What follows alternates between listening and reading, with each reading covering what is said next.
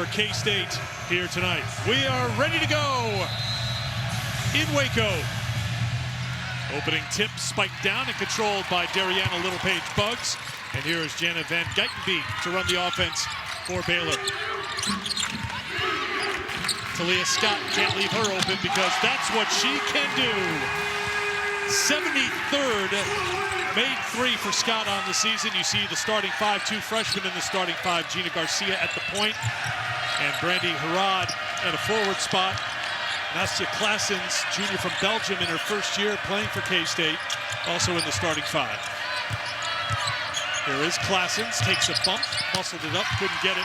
Littlepage-Buggs with the rebound, the starting five for Baylor. Four seniors in the starting five. And Geitenbeek runs the show. Kirsten Johnson, excellent shot blocker, second in the Big 12 with blocks. And what a great start from outside for Baylor.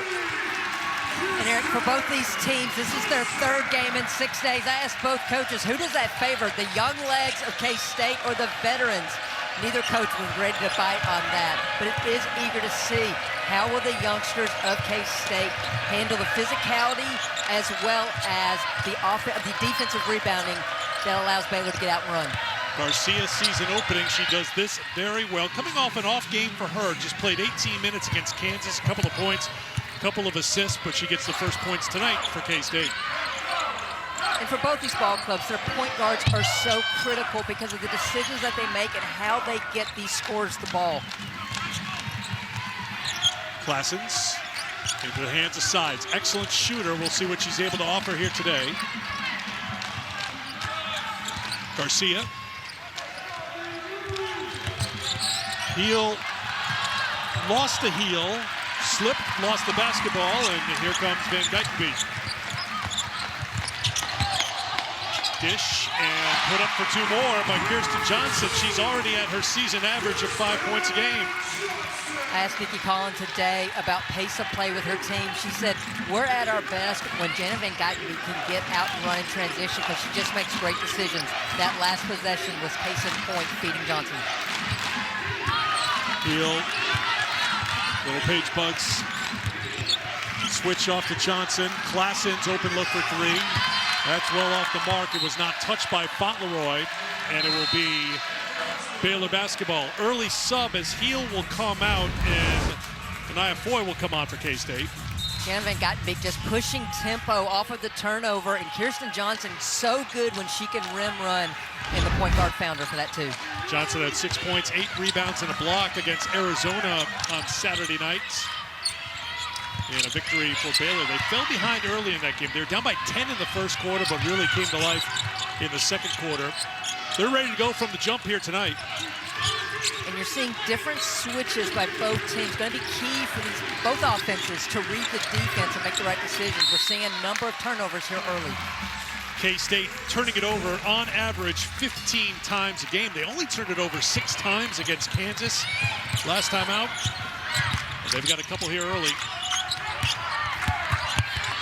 Littlepage-Buggs. Too easy, and Jeff Mitty's going to call an early timeout. He knows his team is not strong defensively. But right now, Baylor getting what they want on one. We've seen just how no game is a given in this league. I can't even call it upset anymore because the matchups are so different every night, and it's come to fruition throughout the season. Another freshman, Jordan Spicer, has come on for Kansas State.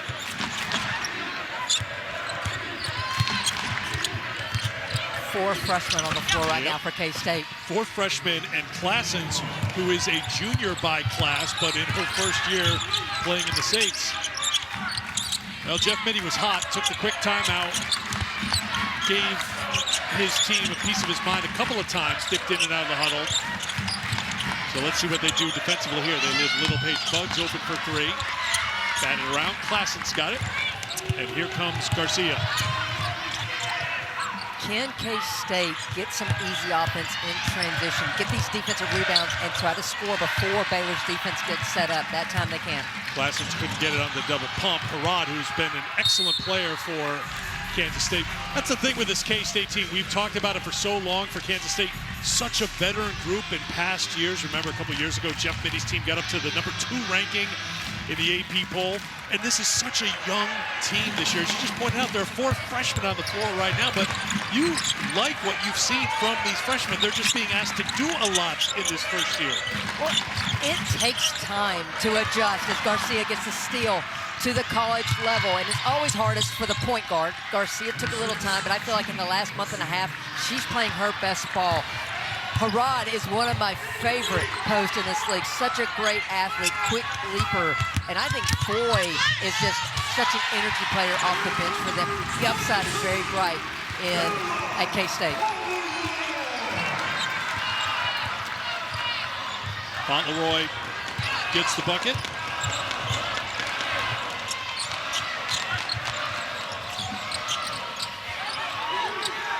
Garcia trying to spin away from Scott.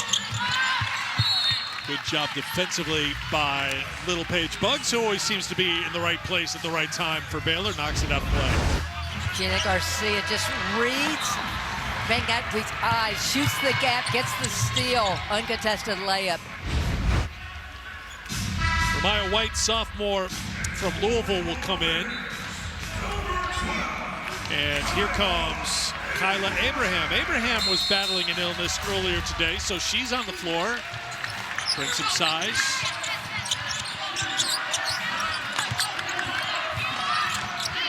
Four on the shot clock. I don't think Classens and her teammates recognize it's going to be a shot clock violation. Classens looked up, had to just heave it. It'll be Baylor basketball. I think that's an example of youth on the floor. That's one of those things where Garcia, as the point guard, should know before the ball's taken out, and she's reminding everyone. Those are mistakes they'll make now. They'll continue to learn, continue to get better. Already 4 turnovers here in the quarter, and now 4 turnovers for Baylor after the traveling violation. Nikki Collin now in her 5th season as the Baylor head coach. We mentioned they beat Arizona on Saturday on senior night, down 10 in the first quarter. They would go up by 18 in the third. Good bounce back after really getting blown out by Texas Tech by 31 in the previous game. Spicer, good shooter, knocks down to 3. Well, last week TCU came in here and beat Baylor, the best I'd seen TCU play all week. And then the Bears go to Texas Tech, the best I had seen Texas Tech play all season long.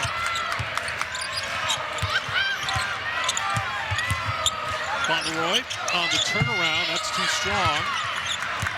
Rebound for Classens.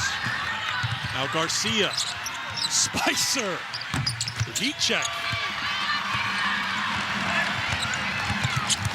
Scott back the other way. Got that quick release, couldn't get it. Rebound for Little Paige Buggs. Van Dykenbeek will launch a 3. That's off the mark, and Classens could let that go out of play. One thing to note with K-State is we talked about the 3 games in 6 days. They played at home on Saturday. Flew here yesterday. They didn't practice yesterday. Jeff Meany choosing to try to keep his team rested. So they did a long walkthrough and film at the hotel this morning before coming here to the arena for their usual shoot-around. So in some ways, not surprised that they're starting a little slow here this afternoon. Castillo back on the floor for K-State. Spicer trying to back in Little Paige Buggs. One thing we've seen from Spicer so far in her brief K-State career, she is not afraid. Heel cleans it up and puts it in, and K-State within 1.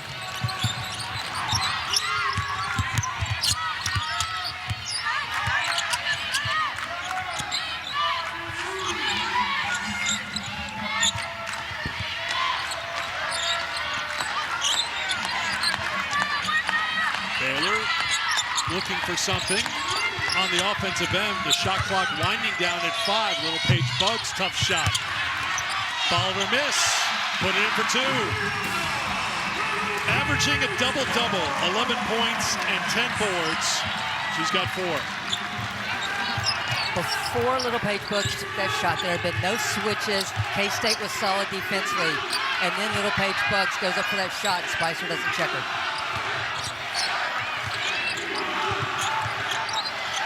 Spicer. Entry. Battling for it. Little Paige Buggs gets the rebound off the white miss. Little Paige Buggs with the spin, the finish, and 1. Chance for a 3-point play.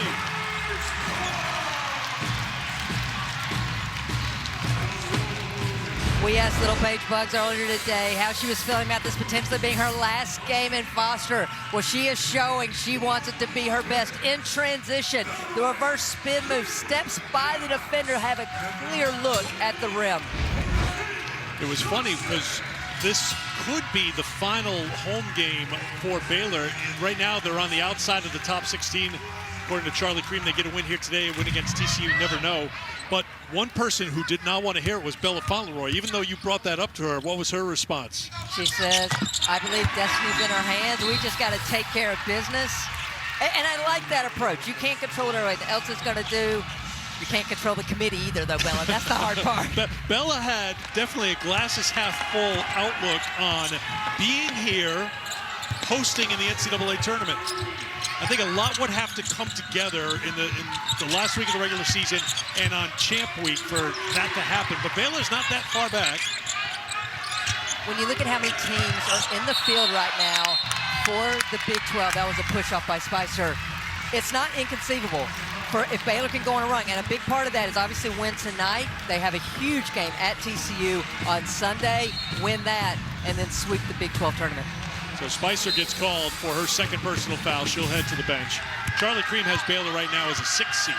So win here, you beat a very good TCU team, and then you make a run in the Big 12 tournament. You never know. And one thing that you pointed out today to Nikki Collins, she didn't need a reminder, this is a team that always builds towards the end of the year, it seems. As Nelms into the game, couldn't get it to go. Sides with the rebound off the miss by Kayla Nelms. I think Nikki knew. Every coach, I mean, that's the ideal, because you want to build towards championships, and that's the one thing throughout Nikki Collins' career here at Baylor, the timing of when her team peaks. Ivona Sekic into the game, and she's camped out in the lane. It's going to be another turnover for K-State. They're 6. Right now, TCU, the cream of the crop, according to Charlie Cream, a projected 3 seed. Impressive come-from-behind win yesterday against Iowa State when Olivia Miles picked up her 5th triple-double of the season. West Virginia looks really good. They had the stumble in Fort Worth against TCU as Scott launches for 3. We saw in Morgantown what West Virginia did to this Baylor team, turning them over 30 times in that game. That is a tough matchup. I personally don't think West Virginia is getting enough attention. What Mark Kellogg and his staff have done there in Morgantown has been outstanding, and they are a difficult matchup. They've got the defense, but the pieces offensively this year are making them so much more difficult to defend. Fauntleroy's got 4. Shot clock is off, and K-State could hold for 1. So it's a 7-0 run. Remember, Baylor jumped out to a 10-2 lead. And then K-State brought it within 1. But it's been all Baylor the last couple of minutes. 3 straight turnovers, last 3 times down the floor for K-State. It's a trap on the on-ball screen there. Unfortunately, Baylor gets called for that foul. That's going to just be the first team foul on Baylor. 2 team fouls on Kansas State, so a foul-free first quarter. Time here for K-State to do something. Sides on the floor. She'd be one to watch. Good shooter. Here's Garcia. Classens. Oh, great job by K-State as they find the freshman Sekic before the buzzer, and that ends the quarter. Carter, who was home after serving in South Korea, he's on a 3-month leave. He came to Waco to surprise his sister on senior day, and her smile when we brought it up today could not have been wider. She was still thrilled about it. I think the thing she may be thrilled the most about it is that he's going to be stationed in Hawaii in the future, and she's already invited herself to Carter's Hawaii home when he gets set up there. There's Garcia with hands to start the second quarter. Well, first of all, Carter, thank you for your service. And I've always felt like senior nights, yes, we celebrate the athletes, but I think it's such a family celebration. Yes. And tremendous opportunity for her brother to be here, her family to be here. But we know the athletes sacrifice a lot throughout their careers, but the families sacrifice so much to support their young women throughout the highs and lows of being a college athlete. When you think about what Carter's sister, Jana, has been through in her career, she's in her 6th year. She suffered an ACL injury in the season opener last year, so she had to go through a year of rehab. She's playing out here with a knee brace on, wrapping up her college career, trying to make it free, and I love how that all worked out. We're going to look over the part where she got called for the foul a moment ago, but the payoff is the three to put Baylor on top by 9.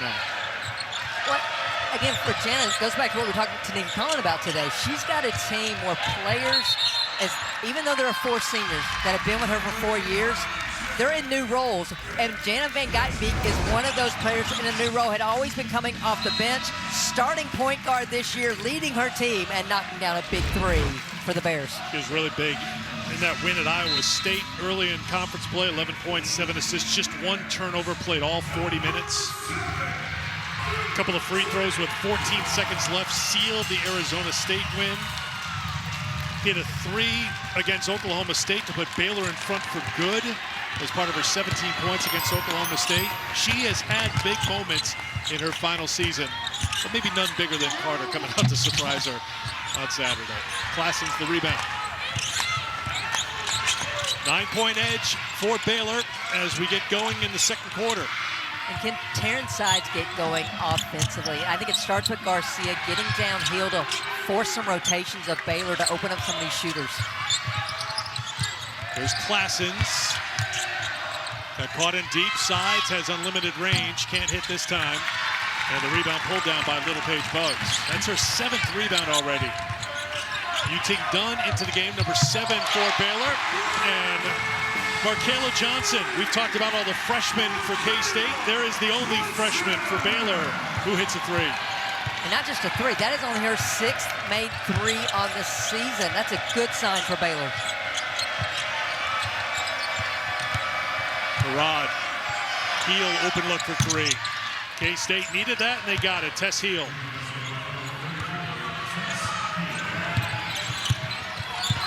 Another contrast.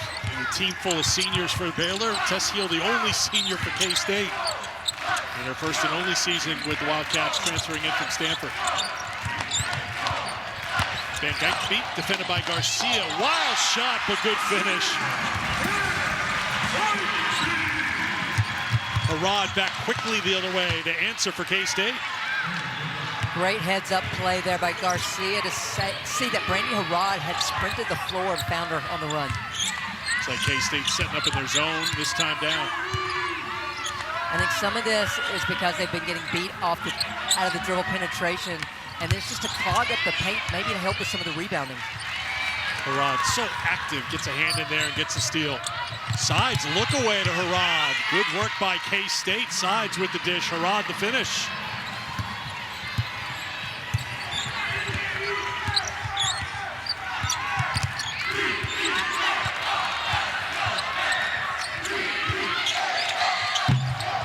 Pointer off the mark, on the glass. A battle for, they're going to tie up, call a tie up. Possession arrow will keep it with Baylor. Well, K-State switches to the zone. That allows them to get stops. They're getting out and running it. Brandy Harrod is just sprinting the floor ahead of the Baylor bigs, and her guards are finding her. Johnson knocked off balance, couldn't get it, and the rebound to Foy. Now Klassens, K-State trying to push. Foy off the bounce, rejected. Johnson gets there for the block, her 52nd this season. Little Paige Bugs determined to get to the basket. She'll get to the line. K-State had made 3 straight shots before that block by Baylor. Baylor, good shot blocking team. Absolutely, and I thought Kirsten Johnson was set up for take the charge, but who needs a charge when you can swat it out of there? First in the Big 12, 3rd in Division I are the Bears when it comes to block shots. Little Paige Bugs to the free throw line while she shoots. I'll tell you that coming up Thursday, SEC showdown on ESPN. 6th ranked LSU, they're in 4th place in the SEC. Same with the Big 12. That top 4 is so key here heading into tournament time in conference tournaments. They'll take on Tennessee. Lady Vols have lost 4 in a row. They have dropped out of the top 25, so they'll be looking for a bounce back at the PMAC Thursday. You'll see at 6 Eastern, ESPN app. This is a key week for Tennessee. They've got to start creating some positive momentum at LSU, and then they finish the season with cross-state rival Vanderbilt. Heel will launch a three. A little too strong. Foy got boxed a little aggressively by Van Geitenbeek, who says my bad and gives Foy a little tap while she's on the ground. This is why I'm so excited about this freshman class for K-State. One, there's no quitting them. They continue to battle, but they have such great athleticism in terms of Harad and Foy. It makes some matchup issues for opposing teams. Now, it makes for some patience issues for the head coach. So I have to say this about shoot-around today. Jeff Mitty's standing in front of me, and he's talking about how he's aged in terms of dog years. And I said, Jeff, those are head coaching years, which are far worse than dog years. And when you talk about having so many freshmen, it's even worse. And he just kind of looked at me and was like, yeah. There's an old adage in coaching. The best thing about freshmen is that they become sophomores. Scott. Defended well by Classens. Took it away. Here's Heel in transition. Gets it back. She'll try another three. Can't get it. Look who's on the offensive glass. Foy, as you said, great motor. Keeps working. Earns a trip to the free throw line. The great thing about that, Tess Hill lets go of the ball, and Foy is pretty much in that lag left position, and she just pursued that rebound to get to the free throw line. Fauntleroy picks up her first. Van Geitenbeek will check out. And it's first trip to the free throw line for K-State tonight.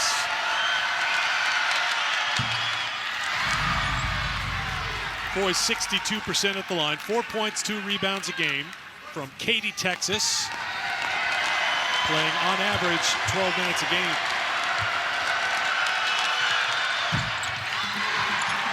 Comes up empty at the line.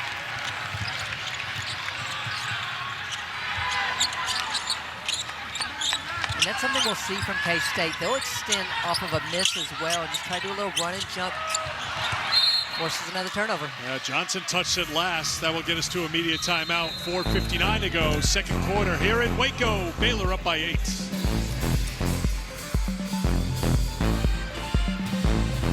At Fairfield, every moment of a perfect halftime report. We'll see you in just a couple of minutes. Megan, to your point, I think it's spot on because when you look at the numbers for Baylor this season, they're shooting 41% against man, just 35% against the zone, and it has been the bread and butter defensively for K-State, so I like the switch by Jeff Mitty as well.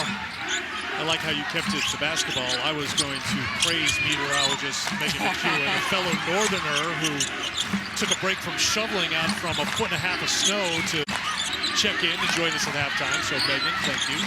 You Northeasterners just use shoveling snow as cardiovascular work. Here's Johnson on the turnaround.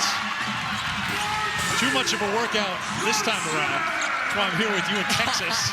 And I'm outsourcing the shoveling back home.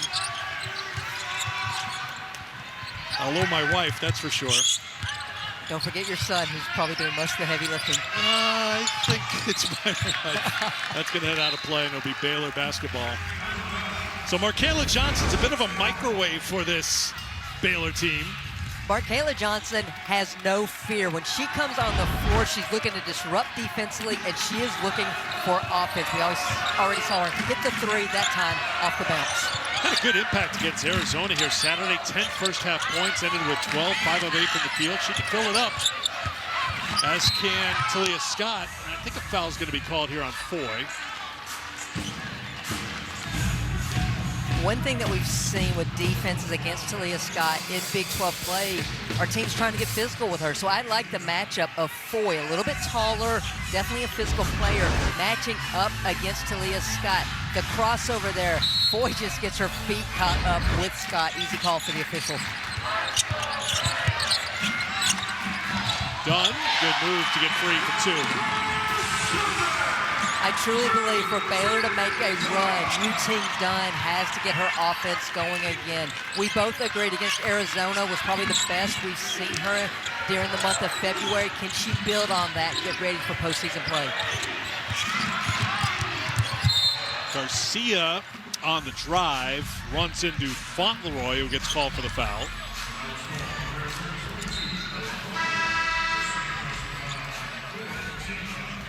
That's 2 on Fauntleroy. So she will walk slowly to the bench after taking the hard contact.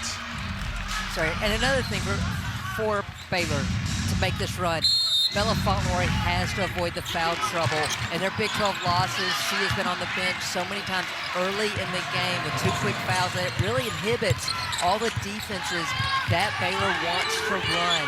A very scout-specific team, and Bella Fauntleroy is the glue of this defense.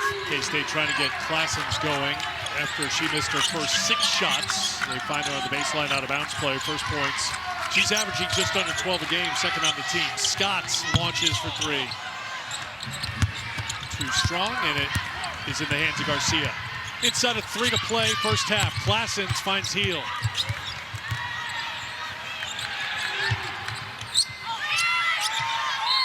Classens and Scott got tangled up, and I think they're going to call it on Scott. They are.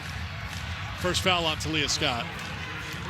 One thing you can see is the adjustment by K-State since the early part of that first quarter.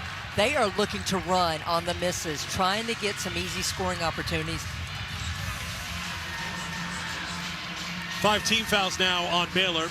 So free throws for K-State the rest of the way here in the first half. And here is the junior. Interesting path for her to get to Manhattan. She was the 30th pick of the 2024 WNBA draft by the Mystics, but decided to play overseas. She's made the trip here to the States. Junior eligible, very versatile player. She can play multiple spots, score inside and outside. Help himself with a couple of free throws to make it a 6-point game, and here's the pressure. And Little Paige Buggs was in the front court, received it in the back court after jumping forward, but she didn't get into the backcourt in time. And it is so important for K-State. Make a free throw, make a bucket, and then extend in their defense. This is where I think they've been so much better during the month of February. They've got chemistry now on the defensive end because Jeff Meany's had his pieces playing together. Tess Hill missed the 3 games for that NCAA violation. And now they're learning one another. They're playing at a higher level, and they're playing really good basketball. Boyd tries a 3, can't get it. Herod couldn't hold on to it, and it'll be Baylor basketball. K-State is good from outside the 3-point line, 6th in the Big 12, 35%, but the player who makes them good from outside the 3-point line is Terrence Sides, and she is not at 100%. Got the start, gave it a go, but she's on the bench right now. She's a 41% 3-point shooter on the season. Little Paige Buggs on the offensive glass, couldn't get it. Foy up to Garcia. Foy on the run, too strong. Nice box out by Kirsten Johnson to keep Herod off the glass. Sides is going to come back into the game for K-State. Miscommunication for Baylor. They throw it away. Here's Herod taking it at Scott. Good job by Talia Scott just to stand her ground, and Baylor comes back the other way. Dunn stepped through. Johnson on the offensive glass, and a foul called on K-State.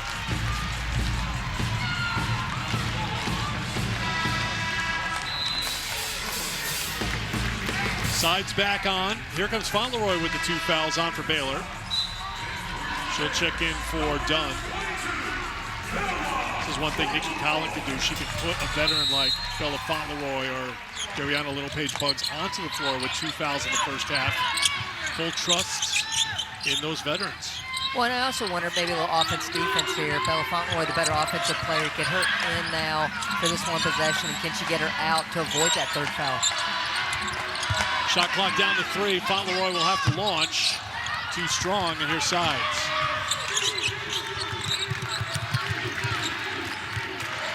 K-State 2 for 12 beyond the 3-point line. Here's Classens, final minute of the first half. Herod. Now Fauntleroy's got to let her go. Herod just couldn't get it to go. Herod probably could have, if he recognized it, got a little more physical, backed her in a little bit more with those 2 fouls. Things you'll learn with age and experience.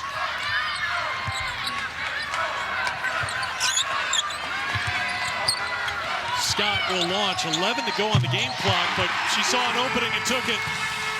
Hit that early three, did not hit a shot until that three in the final seconds of the half. Sides, Harrod has to launch to beat the buzzer, and that will do it for the first half, and Baylor will have a 9-point lead. Out of the zone, the 10 rebounds, 4 of the 10 boards were on the offensive glass. You see the steals for K-State, 6. Season average just under 10. Three-point shooting an issue for K-State. They were 4 for 19 in the Kansas loss, and in the first half they struggled from beyond the arc, 2 for 13. They look for a 2, and they get a good look, but Garcia can't hit, and Baylor has their first possession. Scott to Little Page Buggs. Open path for the basket for 2. It's another double-double for Dariana Little Page Buggs. 12 this year, 42 in her career.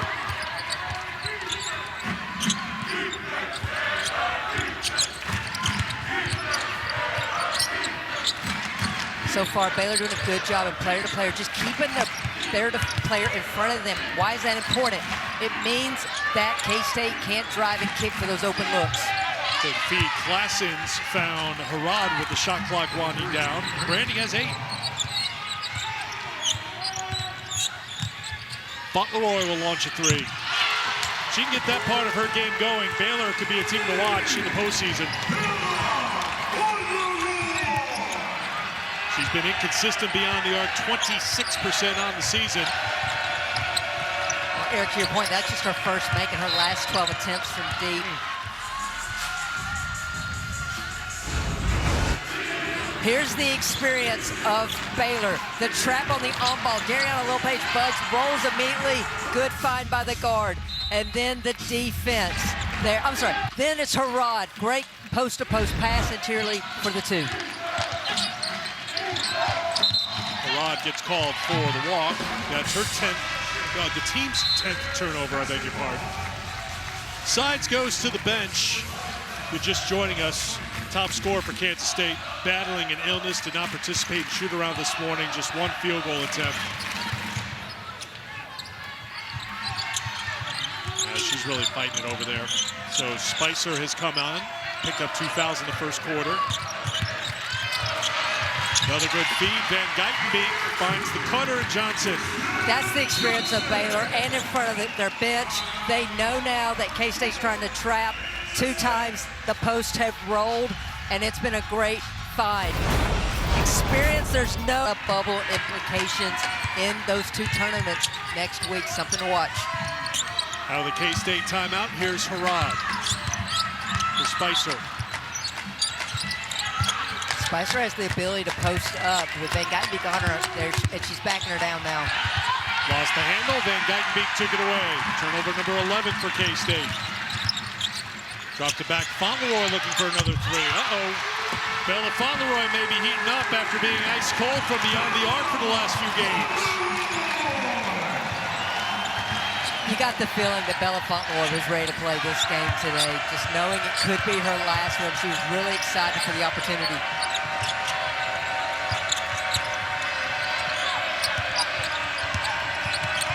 Knocked away, Johnson took it away from Garcia. Scott.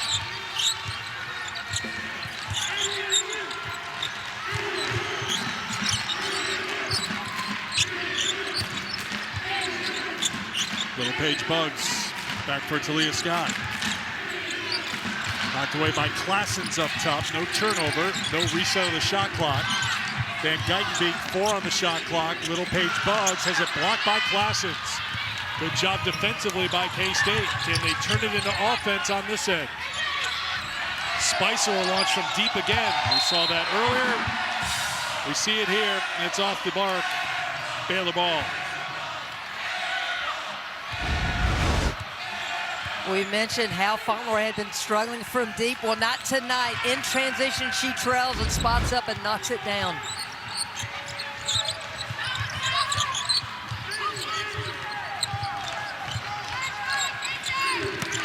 Little Page Buggs. Van Geitenbeek Kicks it, Fauntleroy again. Not this time. Offensive rebound and a second chance here for Baylor. Fauntleroy open look. 11-0 run for Baylor, fueled by Bella Fauntleroy hitting up beyond the arc. She missed that first one in the corner. She wasn't in rhythm. On the offensive rebound, she got her feet set, knocked down. Just like that, Baylor on top by 20, and a foul's going to be called on Johnson. 13-2, Baylor has come out of the locker room outscoring K-State. I think it's a key right now for K-State not to take the shots Baylor wants them to take. They need to get back to setting some screens, getting downhill, and trying to drive and kick to one another.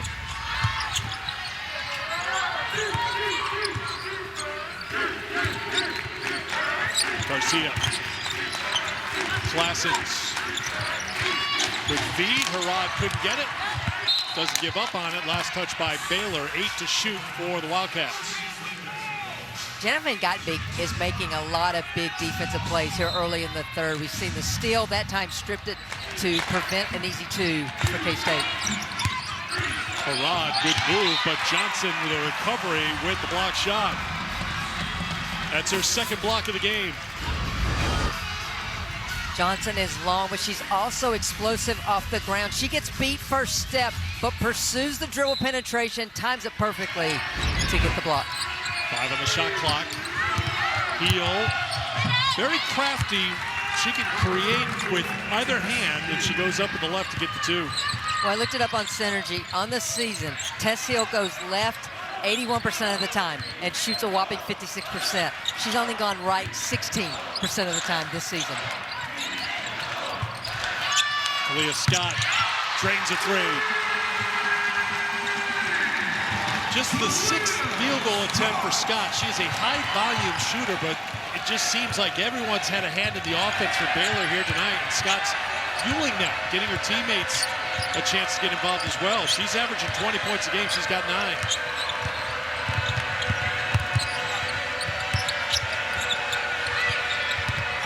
Garcia, Herod in traffic, and Johnson gets called for the block. Get us to immediate timeout. Comes with 4:47 to go in the third quarter. Baylor in control in Waco. Done from beyond the arc. Slow start, but heating up. And what I love about Bella Fauntleroy's game is that it's not just her scoring in terms of how she impacts this team. She sets screens, she defends, she covers so much for her defense, for her teammates when they have miscues defensively. That's what a veteran player does. Herod at the free throw line, makes them both. She is the first K-State player in the double figures. Pressure after the make by the Wildcats.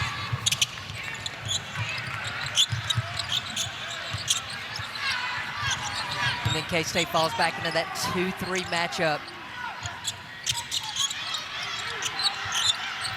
Johnson works it outside. Scott, you know her eyes get wide if she's facing a zone, and she knocks down that three.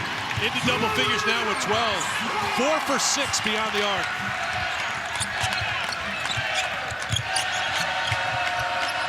Foy will launch. Little too strong. Van Geitenbeek tied up by Herod. Good play by the freshman to force the jump ball given to K-State. Well, you mentioned a moment ago just how patient Talia Scott is. That doesn't mean she's not looking for her shot. That time just wraps around and knocks down the 5th three of the quarter for Baylor.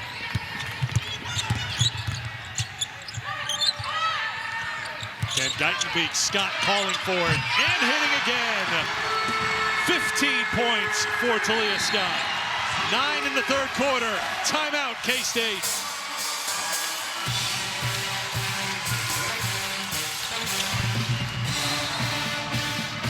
She can fill it up in a hurry. Went for 32 against Iowa this season. She's at 15 against K-State, forcing a timeout. 16 assists on 22 made field goals. And that's chemistry, that's unselfish play. And right now, it's just a really hot Baylor offense.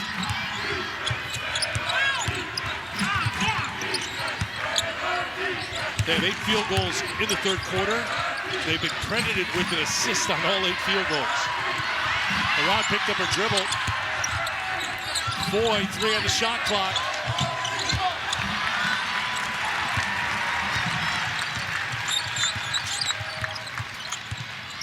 Van Geitenbeek. Johnson will try. The collective, by the fans. I mean, they got a little spoiled here in the third. They're now cooling off. 6 for 9 beyond the arc in the third quarter. And I want to credit Jenna Van Geitenbeek for her play. 1-3 was her getting to the middle of the zone off the bounce. Another one was her getting to it off the pass. And she's just finding her hot hands around the perimeter right now. Third foul on Fauntleroy. 4th team foul. Beal works well inside for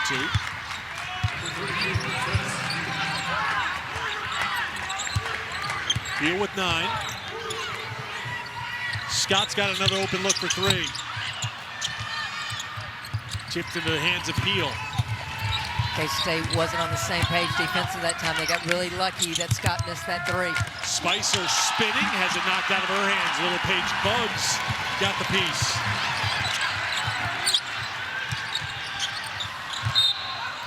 Rod knocked it out of Scott's hands. He'll stay with Baylor.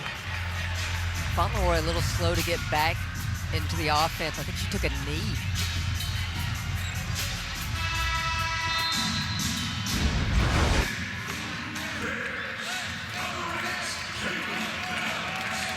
You can see, keeping a little weight off that right leg, Kristen. Good catch. Didn't see what happened. She's still in the game, though. Well, with a hot hand like that, I'm sure. That's one of those where the coaches kind of act like they don't see anything. Markayla Johnson just into the game. She's not shy, tries a 3. Little Paige Bugs again on the offensive glass, and she's fouled.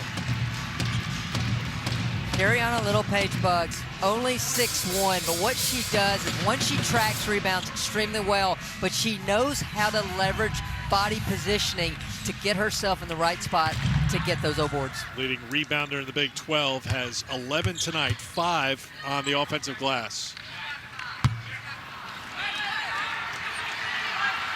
Coming up 9 Eastern time on ESPN, also on the ESPN app, Big 12 matchup in Lawrence for the men. 5th-ranked Houston, a game behind first place Arizona at Fog Allen to face 14th-ranked Kansas. A game behind the Cougars in the Big 12 race. See it at 9 o'clock Eastern time over on ESPN. Isn't every game a big game in the Big 12 on the men's side this season? And women has been a consistent thing. Spicer banks it in. I like little smirk on her face after it dropped in. She'll take it. There's the reaction of, yeah, I meant to do that. A couple of 3s for the freshman. That one's thrown away by Baylor. Here's Foy. Foy shows a little speed, and Little Paige Bugs shows a little defense getting the block. The third block for Baylor in this game. This time it's Dariana Little Paige Bugs. She just times this perfectly because Foy had the step on her. Did not matter. Closing speed is just remarkable by Baylor. Spicer doesn't get the roll. Harrod on the glass. Too strong on the follow. And here's Scott. Minute 30 to go in the third. Scott needs help. Threw it away. 12th turnover for Baylor. Foy, that's deep. A little too strong, and a rebound for Johnson. Good decision, though, by Spicer. She wasn't in rhythm, so she didn't force the shot, and instead kicked it over to her teammate. K-State 3 for 18 on 3s tonight. And credit Baylor's defense. I think they've been disruptive as well and not allowing good looks. Scott couldn't get it. Well, remember, Baylor, their 3-point defense tops in the Big 12, number 2 in D1, and a whistle-stopping play with Harrod on the floor. She'll head to the bench. Janessa Cotton will come into the game for K-State as Harrod checks out. Harrod's teammate was over asking for the ball, and I think Harrod just didn't want to turn it over in the backcourt. A smart play by the freshman.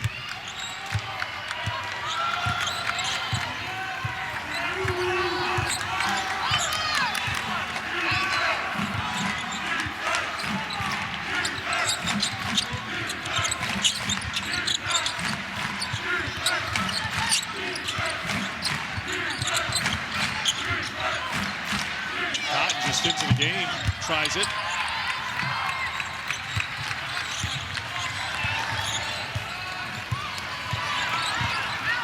K-State going to the 2-3 matchup during this quarter. Shot clock off, final seconds of the third quarter. Fauntleroy again.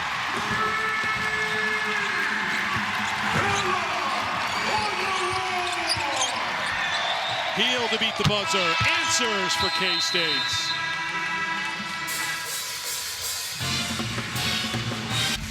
It's going to be a lot going on that you have never seen before. I think you've seen it maybe in an NBA All-Star game, but for competition, this is going to be a first in Kansas City. I'm interested to see how it looks and how it plays. Well, it's well above my technology advancement, but I have put in the request for your picture to be at half court at the jump circle for every game. Okay. Do we have a mock-up of that? Do we have a workup? Do we have a demo of that? Have you looked in the mirror lately? I want to see what it looks like in all its 94 feet splendor. I have been told that they can take it as far and wide as they want. Okay. They can do shot charts during breaks. Obviously, during action, it'll be a typical looking court. So it's going to, three-point line, everything, but like when you get to a timeout, they're going to be able to do whatever they want with it. They're going to have like a touch screen there just to play with it. Okay. Well, we're going to find out Wednesday, 11 a.m. Central Time, when the first game of the Big 12, that's a week from Wednesday, Big 12 tournament gets underway at the T-Mobile Center. Without my face on the court, I can guarantee you that will not happen. I'm going to visualize it. Here's Heel, and that's going to be a foul. If it's Fauntleroy, that's number 4. She thought she got all ball. A lot of fans here clad in black that also thought she got all ball. Scott on the bump there, but I think it was called on Fauntleroy. Yes, Yeah. Fauntleroy gets the call. I thought Fauntleroy had all ball there. She did. But you teach your players, don't swipe down, only swipe up. And I think that's what the official saw was the swipe down, but I thought she had all ball. So she hits the bench with the 4 personal fouls, but her team in front by 22. There's Cotton trying to work on Nelms. In and out on turnarounds, and Baylor's got the rebound. Baylor a +8 in rebounding margin here tonight.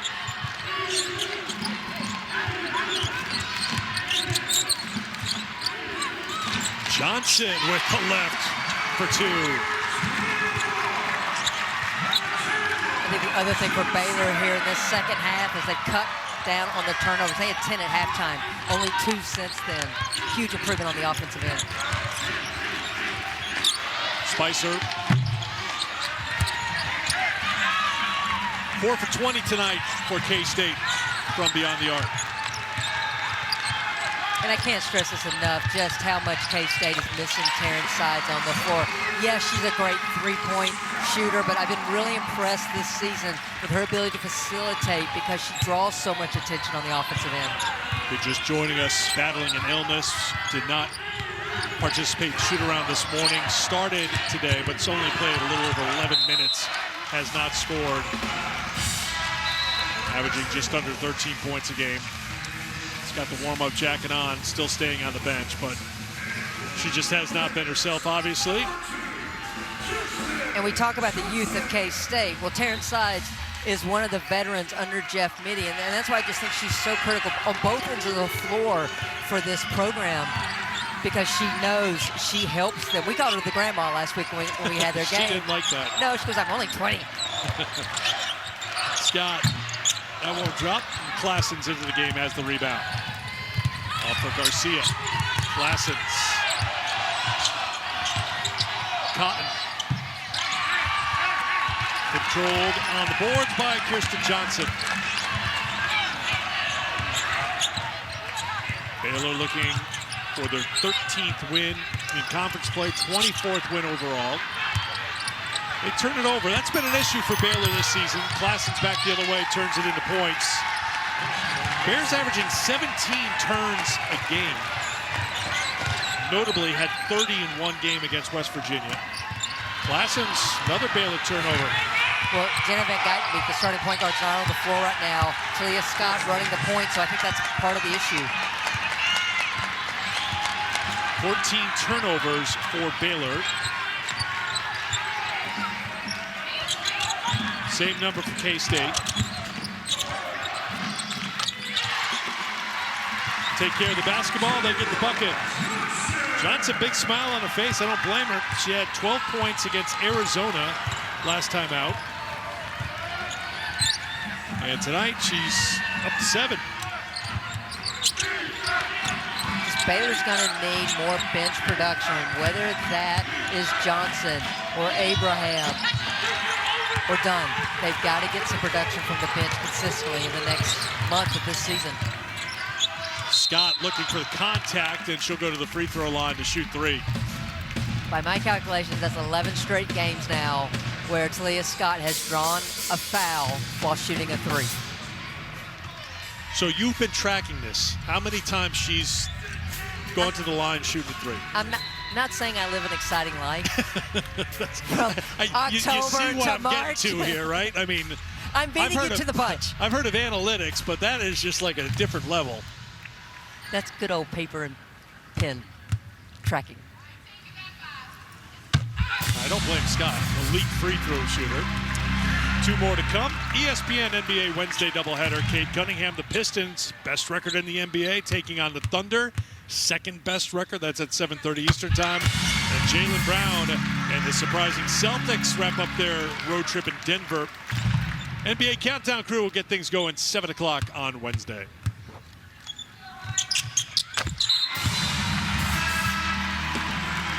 So Talia Scott has reached 20 points again. That's 19 times this year in her first season with Baylor. Remember, she went for 20 or more in her first 7 games with her new team. Got off to a great start. She's kept it going throughout the year. Battled an injury. Spicer back in. Rattles in a 3.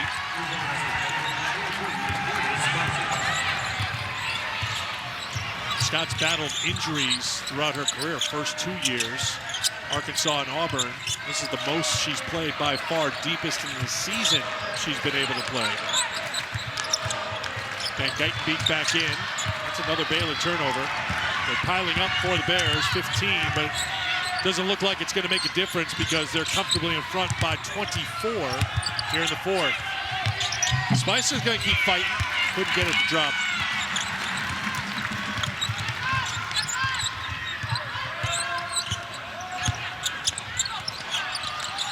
Nelms, Baylor turnover. Spicer transition 3. Nice rebound. By Foy, who got on the offensive glass, and then a tie-up. Possession arrow will keep it with K-State. Well, Eric, we have mentioned time and time how much we like watching Jordan Spicer. There's no quitting this young lady. Set play where she pops out after her screen, gets her feet set, knocks down the 3 for K-State.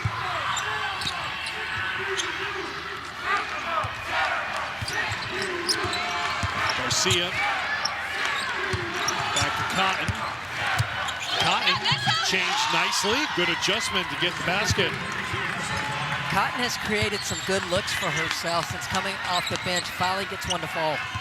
Cotton missed a lot of time with an injury. Remember, she started 16 games for K-State, then was out for a while, just playing 1 game in the 6 leading up to this one.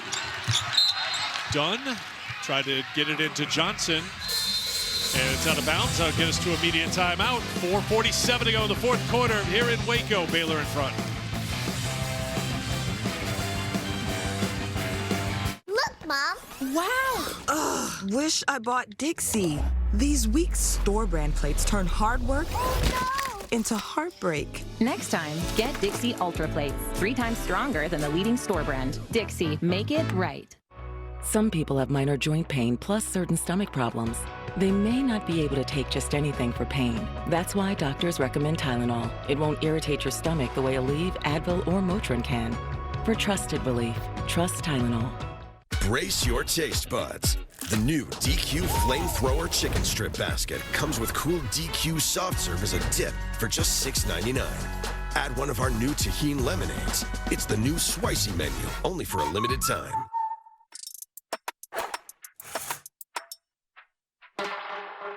This just came in. Feels like a game day fit. Can I try it on? Yeah, go for it. Hey, look at this. That's the one.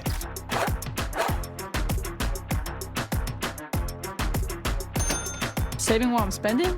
Nice. Ally Bank's spending and savings accounts work together to turn your everyday spending into savings.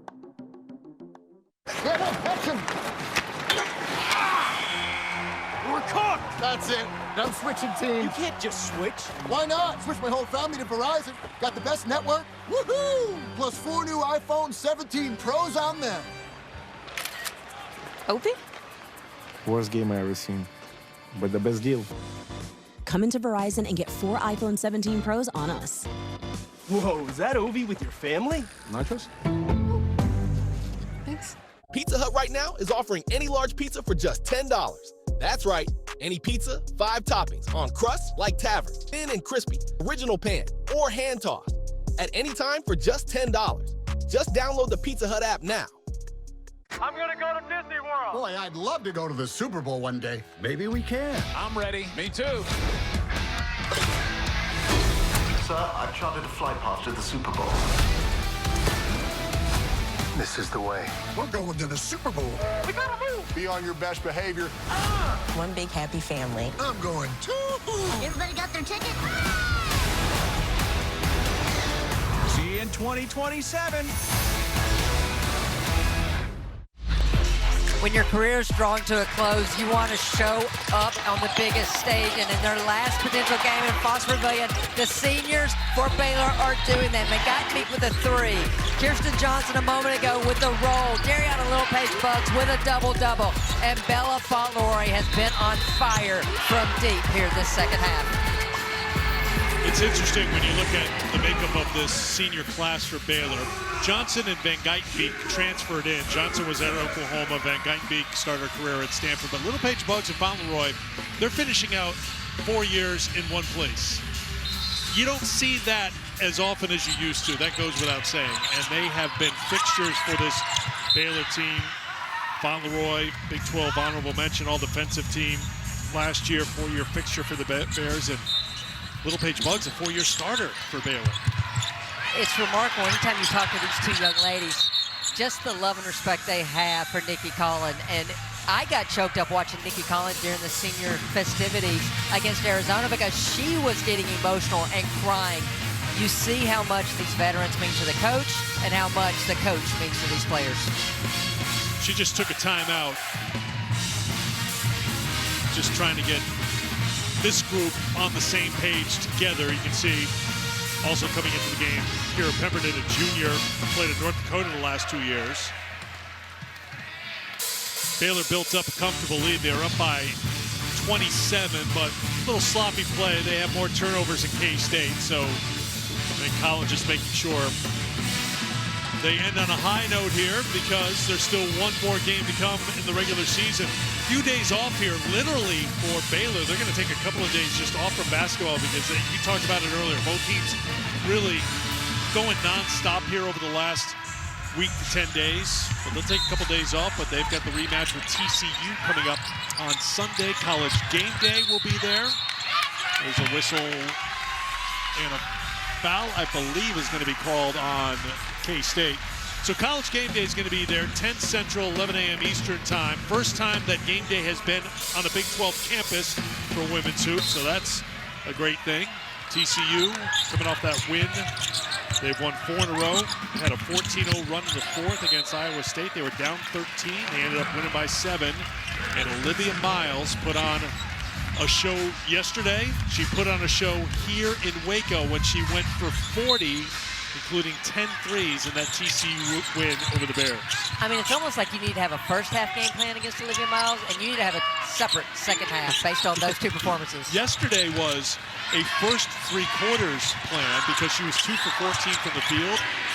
She ended up with 26 points, 10 rebounds, and 10 assists. Her 5th triple-double this season. And also, in yesterday's game, Olivia joined the 2,000-point club. She became the 9th active player in D1 to have 2,000 points, and she shared the court yesterday with one of those other 8 players, Audie Crooks. So you had 2 2,000-point scorers on the floor in the same game yesterday. Another block for Baylor. Johnson was there. Into the hands of Markayla Johnson. Dunn looking for three and getting it.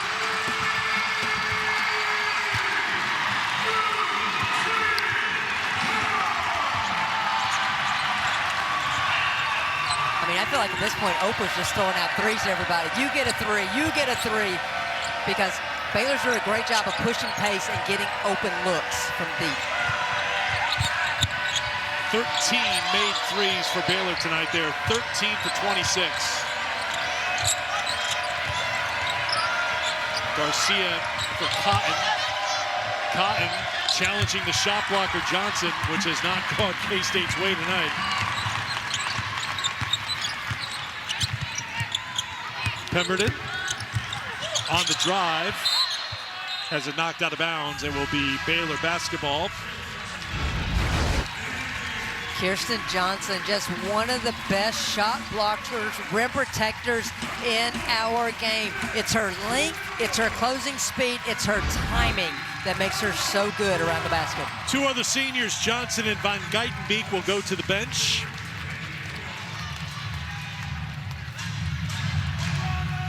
Talia Scott's already got the post-game smoothie going.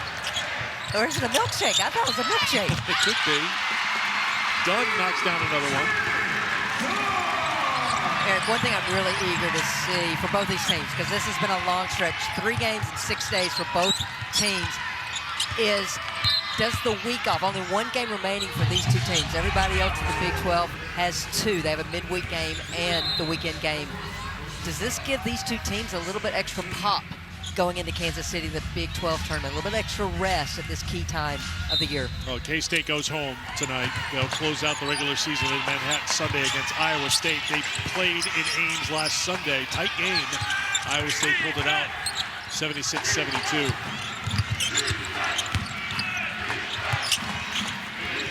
Garcia, 5 on the shot clock. Spicer hits a 3. 12 points for Jordan Spicer. She and Heel each with 12. Good bounce back for Spicer after picking up 2 fouls in the first quarter. Ella Brow into the game, number 3 for Baylor. Inez Gorianova, number 1 on the floor for Baylor. Jordan Spicer just hunting shots, but it begins with Gina Garcia's dribble penetration. The defense dropped. Spicer floated out to 3 and knocked it down. Again, 4 freshmen on the floor for K-State. Boy, 2 minutes to go. Boy couldn't get it. Herod knocked it out of bounds. It'll be Baylor basketball.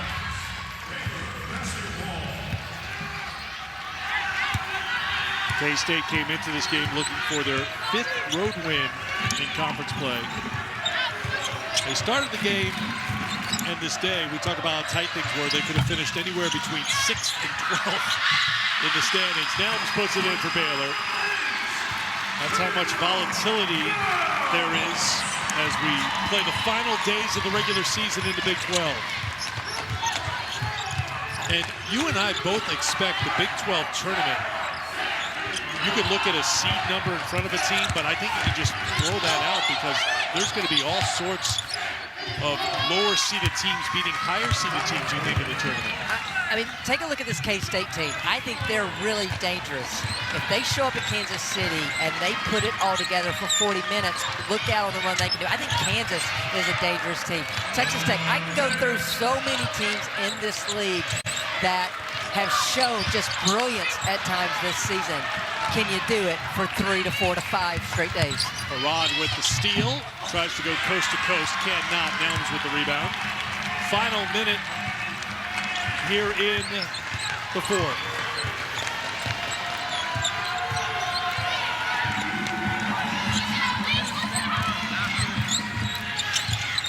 Gorianova to Brow.